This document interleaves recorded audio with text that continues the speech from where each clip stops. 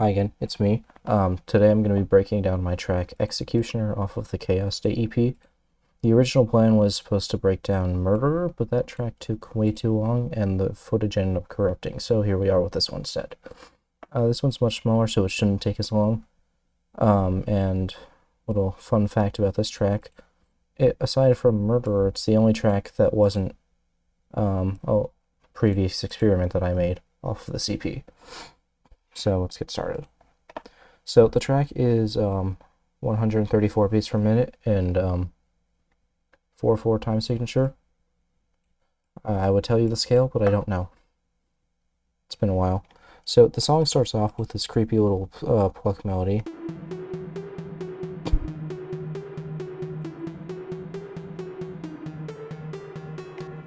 And it's a pretty simple sine wave, I believe.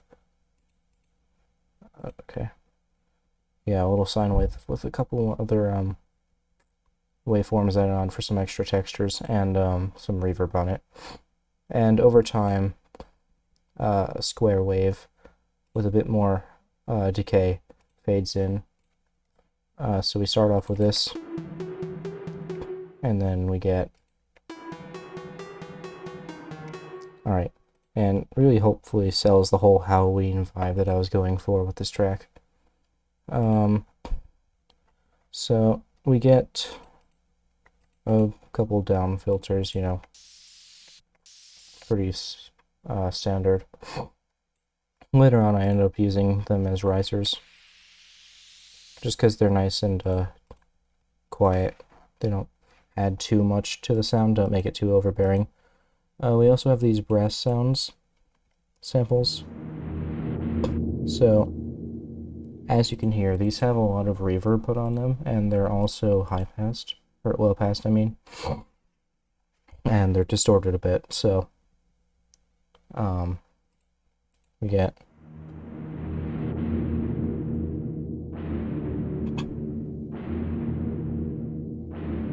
It's basically playing the notes E and D sharp. Moving on, we have this space synth that's playing these notes here. Essentially a simplified version of the pluck melody.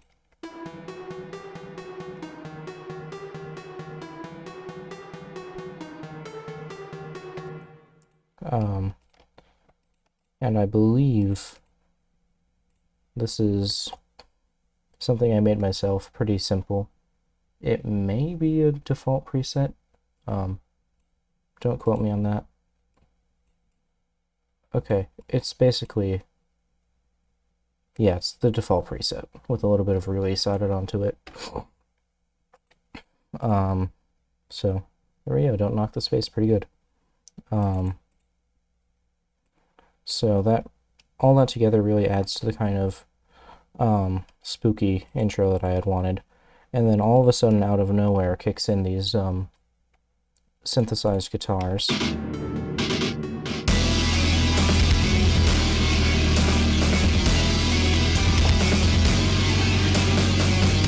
So, this is a pretty sick synthesized guitar preset chain that I found.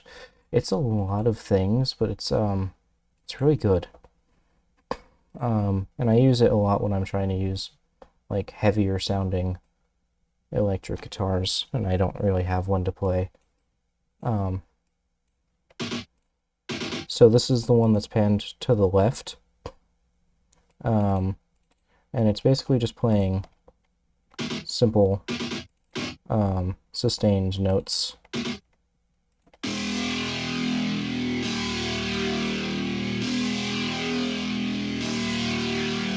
And that changes up later on too, I believe.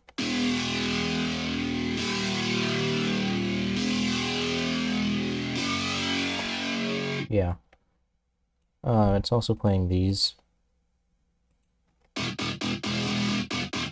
which is also a big part of the build-up too. And so these notes are actually swapping ears.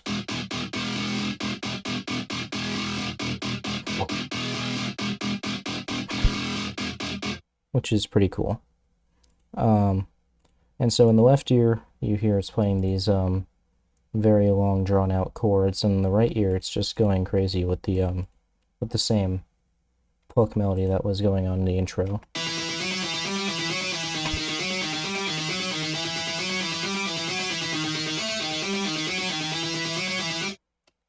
So together, it creates this sound. And so, during the build-up, they both play the same thing.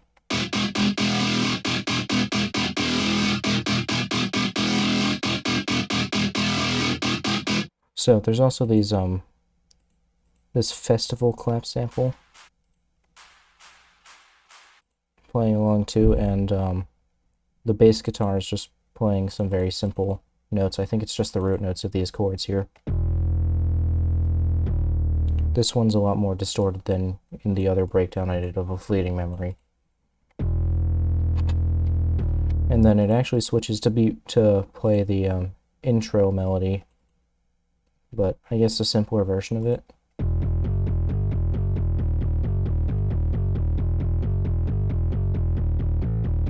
And it does the same thing over here in the end, but an octave higher.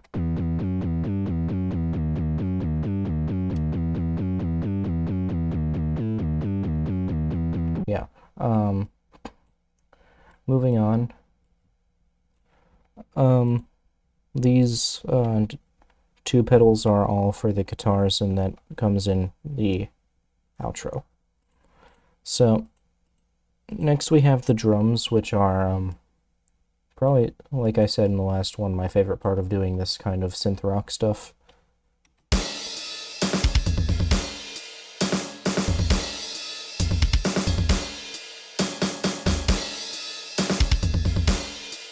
So this is using the same template thing that I made for the other track too, and it's the same one I use a lot.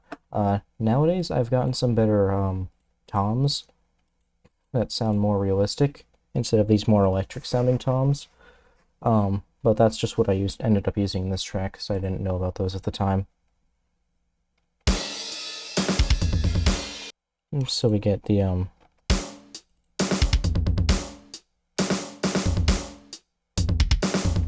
and there isn't really a whole lot I can offer on how to structure this stuff.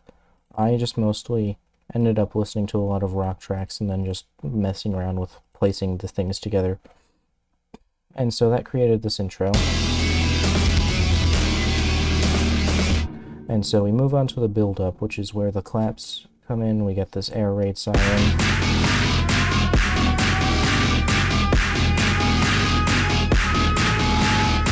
And then we get the bass fading in too. But actually what you end up hearing most of is the crowd sample, which is pretty distorted, I think. Yeah. And it's panned out to the back, I guess you could say.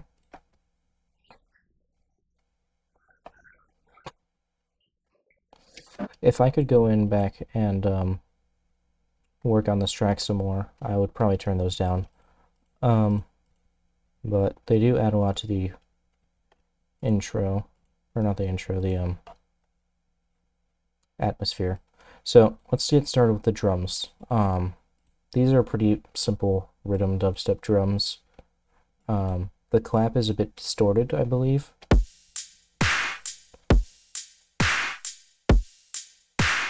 Yeah. So I remember in an early draft of this, it was actually really loud and really annoying. So yeah, the clap is, I'm gonna kill for this, but the clap is compressed a lot and then distorted. So without the distortion, which, you know, is fine. I just kind of wanted that more distorted sound, so I got that. So both of these drums are drums that I purchased from Odd Profit's store because I really like his music, so I got some of his samples that he was selling.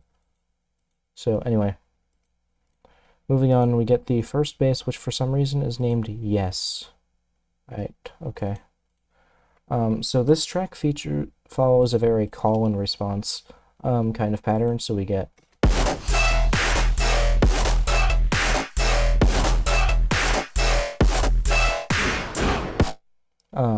so we start with the call bass, which is very simple. Actually a bit louder than I thought it was originally, but yeah. So again, if I could go back and fix this, I would probably make this a little less noisy, but I guess it kind of works for the track.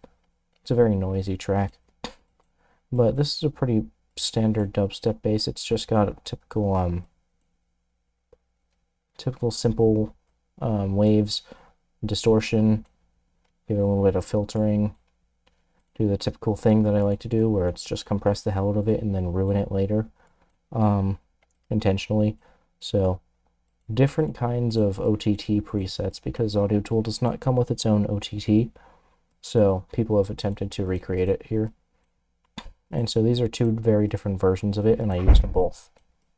And then this is basically the typical artificial flanger preset thing, the still flanger. So without it, with, then there's a bit of chorus to widen it up a bit, and remove the low end, give it some bit more mids, a limiter, and then remove the low end again, just to be sure. And so that's that bass. And it's just playing very short notes, because it's supposed to like introduce the second bass. And so this doesn't end up doing that much complicated stuff. It gets used more in the second half of the first track.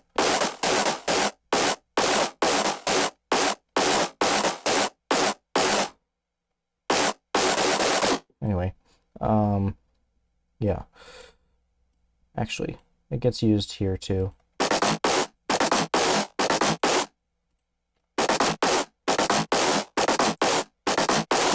Yeah. Moving on, we have Yes 1, which I'm going to guess is probably the response bass, looks like. And this thing is actually so loud that it requires its own master output gain automation to be sure that doesn't cause any feedback. And so the idea behind this noise was just to make it really, really loud. I don't know why, but that's what I ended up doing. It looks like it's the actual very similar sound design to... There are some differences. The majority of the sound is being carried by this.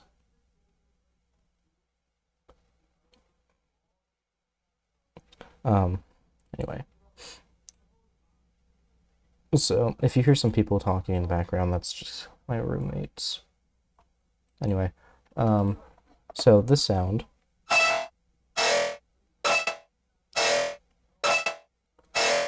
So, like I said, a lot of it's being carried by this. If I get rid of it,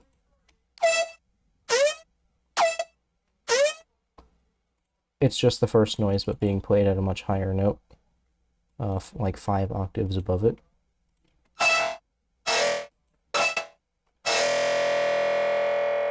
So this is Audio Tool's own little comb filter. It works in a bit of a different way though, but what this is doing, so the note is playing E, so what I did is I set all these 4 things to be playing different variations of E.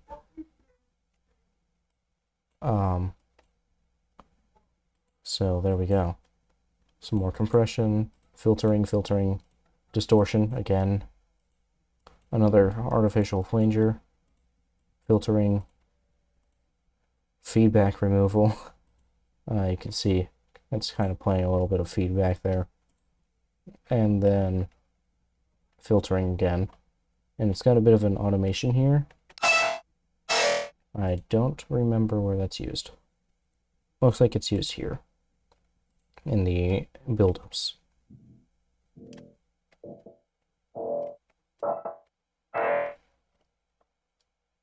Let's see here. Next up, we have the sub bass, which is just a pretty standard sub bass. It's got a bit of noise and grit to it, though, because its main thing is actually a self-modulated sawtooth downwave, distorted, filtered, and then got a bit of a limiter on it.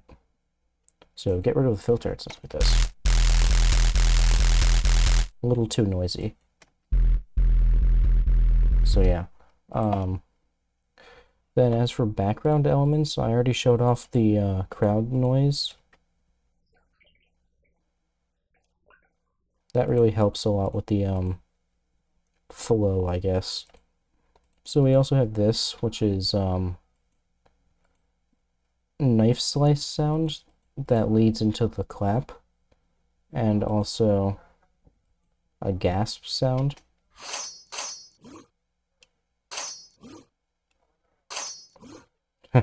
Yeah, it's pretty funny. The knife swipe sound actually helps a lot with the drop, as you can see.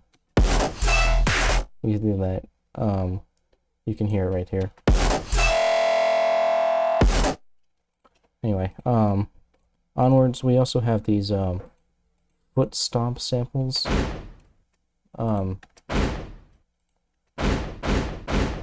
So these are combined with the brass samples from earlier, or actually different brass samples, to create a sort of motif, I suppose. And so that's a bit of a fill, and it plays at the end of every phrase, I suppose, and then also right before the drops too.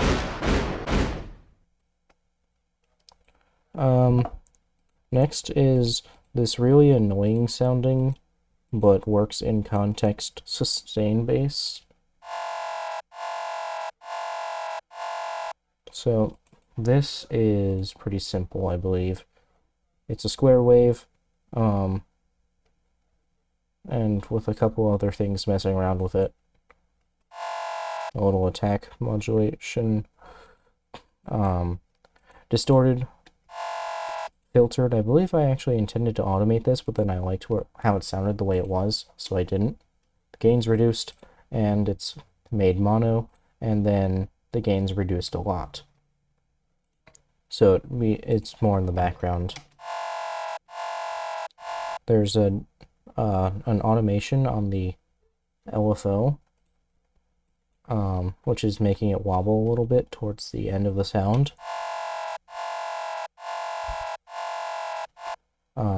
Which just adds a little bit more fun to it, I guess.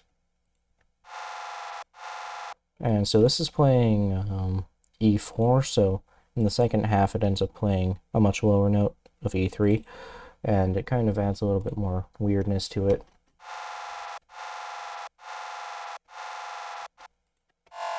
Yeah. Second drop, it's not doing much else. It's just got a bit of its waveform was changed.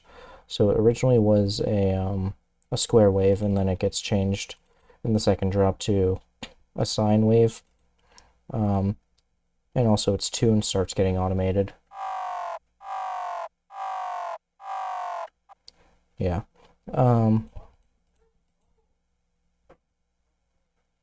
So surprisingly, like I said, this is a much shorter track, so it's really it. There's a scream riser that plays on occasion, which is a sample that one of my friends actually made, and I use like all the time.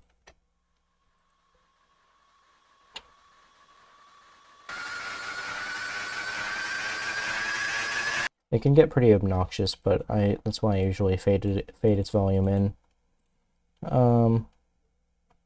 But yeah, so altogether we get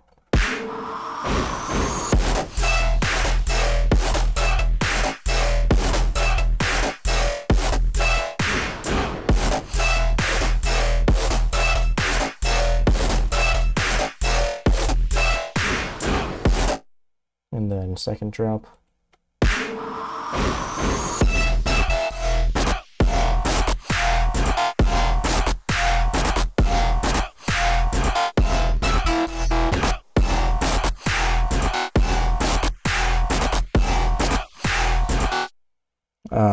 And actually, I almost stopped recording without talking about the ending. And while the ending is nothing special, I just kind of like how I made it. So I'm gonna play it for you guys.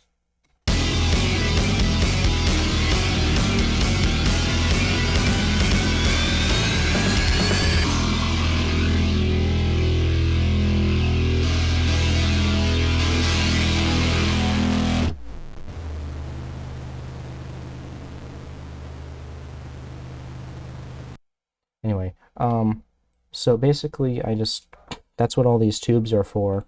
There's 2 of them attached to each of the 2 guitars. And so really they should be moved up here, but they're not.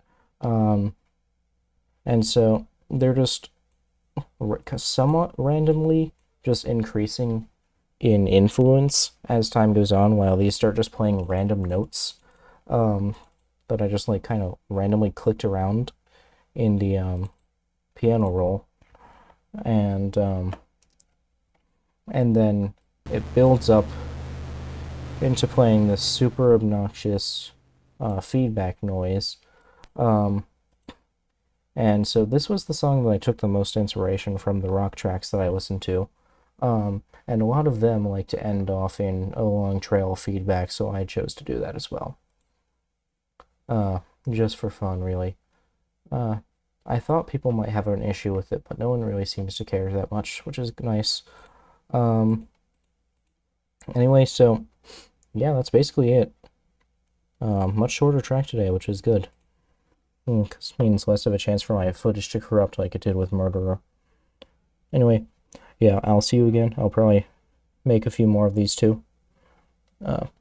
That's it. Bye.